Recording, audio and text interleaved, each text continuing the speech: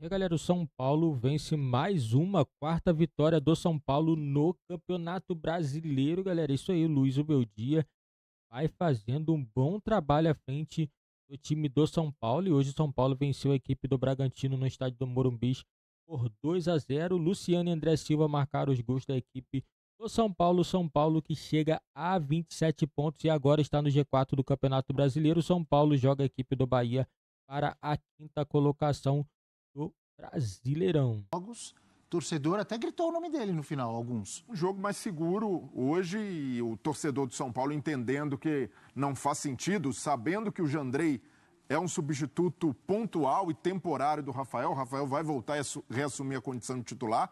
Não faz sentido ficar vaiando o cara, criando um ambiente até a volta do Rafael. Então é normal que o Jandrei passe a ter mais confiança. E o São Paulo, no segundo tempo, aí sim jogou um pouco melhor. O São Paulo teve mais finalizações, acabou tendo também um pouco mais a bola. O time do Zubeldia também gosta de ter a bola, não é só o Red Bull Bragantino, que é esse time da posse, time bem treinado pelo Pedro Caixinha, mas que hoje acabou oferecendo ao São Paulo também oportunidades em erros. O São Paulo, desde o primeiro tempo, com o André Silva, pressionava muito lá na frente, o André Silva não desistindo dessa roubada de bola, e o São Paulo teve essa proposta, né, de incomodar mais a saída de bola do Red Bull Bragantino, e numa dessas o André Silva insistiu, fez a jogada e acabou sendo premiado com um gol no rebote. O São Paulo fez um segundo gol de pênalti contra o Luciano. Para mim, uma vitória, a gente vai discutir sobre o lance polêmico, o pênalti não marcado para o Red Bull Bragantino, mas para mim uma vitória merecida do São Paulo. Já que você falou de arbitragem, vamos com o Carlos Eugênio Simon? Porque, para variar, tem reclamação, tem polêmica. Não tem uma rodada que não tenha reclamação, polêmica em relação à arbitragem. Olha que são só 2 jogos até agora dessa 15ª rodada. Carlos Eugênio Simon, já conosco no Sport Center. Boa noite, amigo.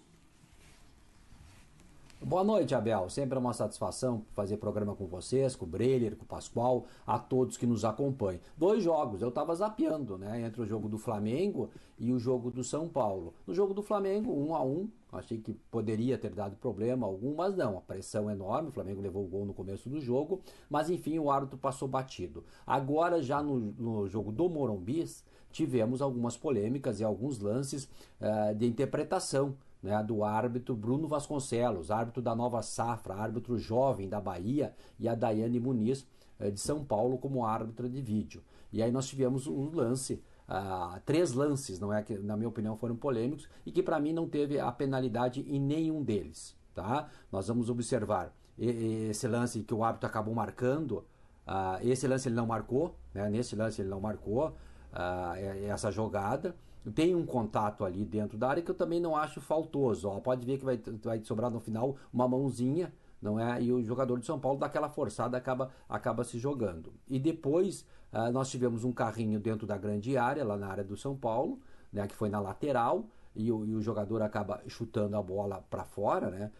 Esse lance aí que nós estamos acompanhando, que para mim também não, ele dá o carrinho no meio, o bote que ele vai dar no ar, olha lá do lado esquerdo, ele dá o carrinho mas não tranca, não pega o jogador, que também evidentemente dá aquela valorizada. E no final o árbitro, e o importante numa arbitragem é você manter o mesmo critério. Aí no final teve também um toque ali, um contato de jogo, um braço ali que para mim não é faltoso. O árbitro acabou quebrando o próprio critério dele e marcou a penalidade máxima, que para mim também não existiu, né? Então eu acho que evidentemente o resultado não passou pela arbitragem, porque foi 2-0, né? O Luciano bateu, o goleiro defendeu e depois ele acabou fazendo o gol, mas foi 2-0, acho que não passou o resultado pela arbitragem. Nesses 3 lances aí eu não marcaria nenhuma penalidade máxima.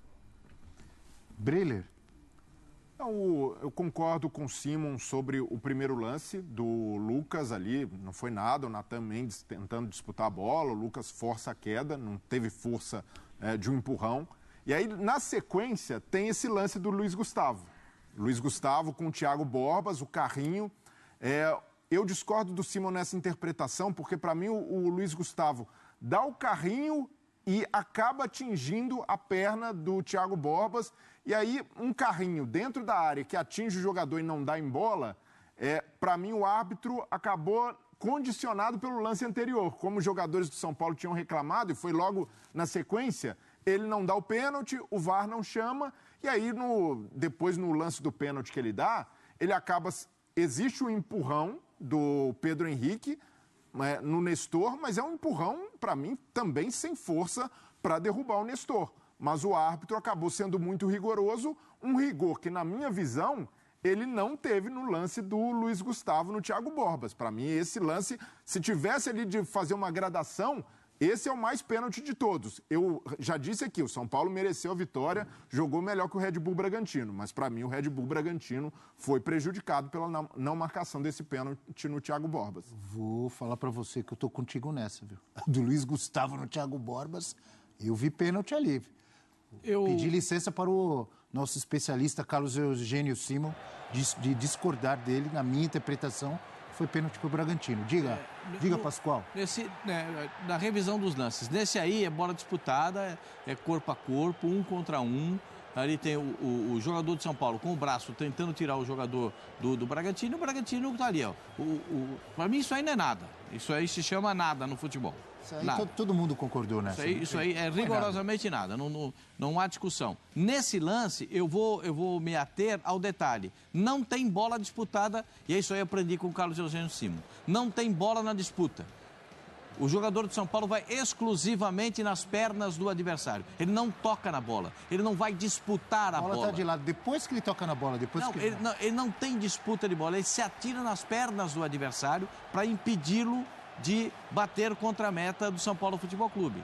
Né? Na minha visão, nossa, o Simão não preciso nem falar do meu respeito que eu tenho por ele. Na minha visão, tem mais o contato do jogador de São Paulo com o Luiz Gustavo, com o Thiago Borbas, é claríssimo na tentativa de impedir o jogador de finalizar. Claro que depois, na sequência, ele vai se atirar na bola e vai tocar a bola, mas primeiro ele vai nas pernas do adversário cometendo a falta. E essa falta seria marcada fora da área? Sim. E por que não foi marcada dentro da grande área? Também não entendi. Para mim, se caracteriza a penalidade, mas... Né? O Simão é o nosso especialista, árbitro de Copa do Mundo, a gente fica com a impressão dele. Mas a minha impressão, assim, de quem passou algum tempo da minha vida, você também, Abel, ali atrás do gol, isso para mim é penalidade máxima, porque ele não tem bola. A bola é tocada depois. Primeiro ele bate no bola, mas depois, ocasionalmente, ele vai tocar na bola. Para mim, isso é pênalti. Tenho a impressão que perdemos o sinal do Simon. Enquanto isso, Pascoal, fale um pouco então sobre a vitória do São Paulo. O Breler já falou. Achei o São Paulo muito parado no primeiro tempo, muito por conta do Lucas, muito aberto pela esquerda. Eu não gosto desse posicionamento do Lucas. Eu sei que o Lucas joga porque ele ama o São Paulo, ele adora o São Paulo. Então, o que ele faz? Ele joga aberto pela direita, Lucas? Jogo. Joga aberto pela esquerda, Lucas? Jogo. Joga por dentro aqui? Jogo. Joga de centroavante? Jogo. Onde que puser o Lucas, ele vai jogar pela paixão que ele tem pelo São Paulo Futebol Clube. Certo? Mas achei o time muito parado, pela falta de um pouco mais de... O São Paulo estava muito dependente do Ferreirinha, e acho bom ser dependente de um jogador que tem habilidade, que tem profundidade, que gosta da jogada do 1 contra 1. E o São Paulo não faz não é demérito depender de uma jogada como essa. Não é demérito depender do Luciano fazendo bons jogos, como o Luciano vem fazendo. Não é demérito você depender de um centroavante como o Caleri. Isso é até virtude no time, que tem tantos bons jogadores que podem decidir uma partida. Hoje não gostei muito da atuação do Luciano, especialmente do Lucas, muito aberto pelo lado esquerdo. Né? Tem até aquela reclamação no pênalti em cima dele, aberto pelo lado esquerdo. No mais, o São Paulo no primeiro tempo não jogou, né? O São Paulo não entrou no primeiro tempo. O São Paulo, o primeiro tempo não foi bom. Teve 3 finalizações e as 3 finalizações do Bragantino. No segundo tempo, já muda um pouco. O São Paulo já entra um pouco mais posicionado, adiantando a marcação, tendo outro tipo de comportamento na saída de bola do adversário, impedindo que as jogadas tivessem prosseguimento. E aí, sim, o São Paulo consegue jogar melhor a etapa complementar e ganha o jogo por 2-0. Ganha o jogo porque ganhou aquele jogo que ganhou hoje, o São Paulo ganhou no coração. Tem dia que a torcida do São Paulo reclama que o time não tem alma, que o time não tem coração, que o time não tem vontade. Não é isso que reclama a torcida do São Paulo? Hoje sobrou coração, sobrou alma, sobrou vontade e o time acabou tirando essa vitória 2-0 contra o Bragantino. Quero dizer o seguinte, o resultado a vitória do São Paulo, é justo. O São Paulo jogou um melhor futebol que o Bragantino no segundo tempo e o Bragantino não teve competência de fazer um gol na primeira etapa. Poderia ter vencido o primeiro tempo o Bragantino, mas não teve essa competência. O São Paulo, pela competência que teve no segundo tempo, mereceu o resultado. Vitória, então, do Tricolor, 2-0. Galera, o São Paulo mereceu, né, a vitória 2-0.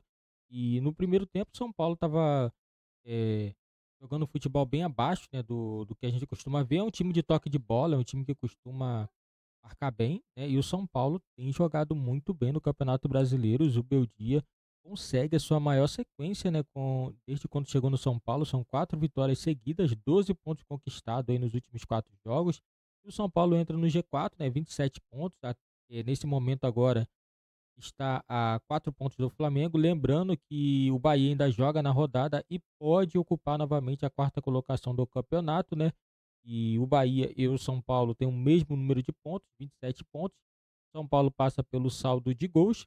E agora o São Paulo já está focando na próxima rodada. Agora vamos ver se esse time do Zubeldia vai conseguir manter essa regularidade aí, pelo menos até o final do Campeonato Brasileiro. Eu acredito que é muito difícil, né? O Campeonato Brasileiro você manter uma regularidade dessa. São muitos jogos pela frente, vai ter muitos confrontos direto ainda.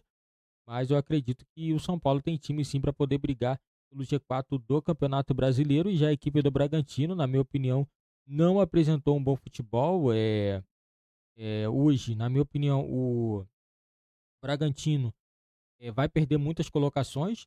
Nesse momento tem 22 pontos, perdeu a chance de no mínimo aqui estar no G6. Agora pode ver o Cruzeiro, Fortaleza, Internacional ultrapassar. Que você coloca aqui, são essas 3 equipes que podem passar o Bragantino, que é o Cruzeiro, Fortaleza e o Internacional. Essas 3 equipes vencem, a equipe do Bragantino cai para a 10ª colocação e a situação não ficaria boa para o Bragantino caso caia para essa colocação, porque na próxima rodada muita coisa pode acontecer. O Bragantino pode perder, as outras equipes podem vencer e pode cair ainda mais na tabela. E lembrando, o próximo jogo é a 16ª rodada, né? Temos o jogo adiado, né? O jogo do Bragantino Internacional. Então o Bragantino retorna jogando na 17ª rodada do Campeonato Brasileiro. Então o Bragantino vai ficar com um jogo a menos, galera. E é isso aí, o Bragantino empatando não, né? Saindo no 0-0 contra a equipe do São Paulo. O São Paulo entrando no G4 do Campeonato Brasileiro.